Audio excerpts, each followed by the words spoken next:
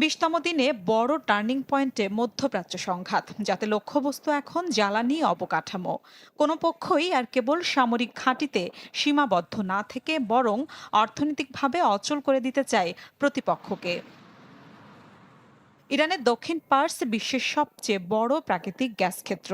পারস্য উপসাগরের কাছে এই গ্যাস ক্ষেত্রে বুধবার হামলা চালায় ইসরায়েল। এতে ক্ষুব্ধ হয়ে কাতারের রাস লাফান গ্যাস স্থাপনায় প্রতিশোধমূলক হামলা শুরু করে ইরান। নগদ নিয়ে এলো হার না মানা হার অফার। সর্বনিম্ন 10,000 টাকা রেমিটেন্স নগদে পাঠালে থাকছে স্বর্ণের হার জেতার সুযোগ। বৃহস্পতিবার ভোর থেকে 2 দফায় হামলা চলে রাস লাফান গ্যাস ক্ষেত্রে। দক্ষিণ এশিয়ার পাশাপাশি ইউরোপ ও আফ্রিকার আরও অনেক দেশে রাস লাফান গ্যাস সরবরাহ করে।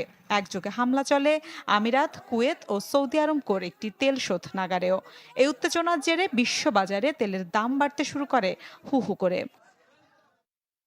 এ ঘটনায় ইরান দূতাবাসের সামরিক ও নিরাপত্তা কর্মীদের অবাঞ্ছিত ঘোষণা করেছে কাতার। রিয়াদে এক বৈঠকে প্রতিবেশী দেশগুলোর ওপর হামলা বন্ধের আহ্বান জানিয়েছে 12টি মুসলিম ও আরব দেশ।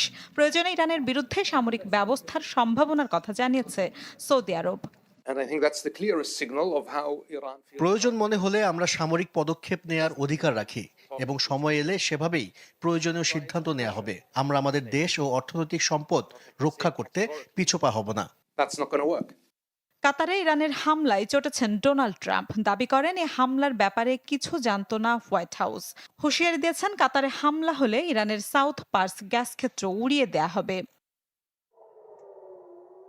এদিকে প্রতিদিনই নিয়মিত বিরতিতে ইসরায়েলে ড্রোন ও ক্ষেপণাস্ত্র হামলা অব্যাহত রেখেছে ইরান। ইসরায়েলে পর্যন্ত মোট 15 জনের প্রাণ ছেড়েছে, আহত প্রায় 4,000।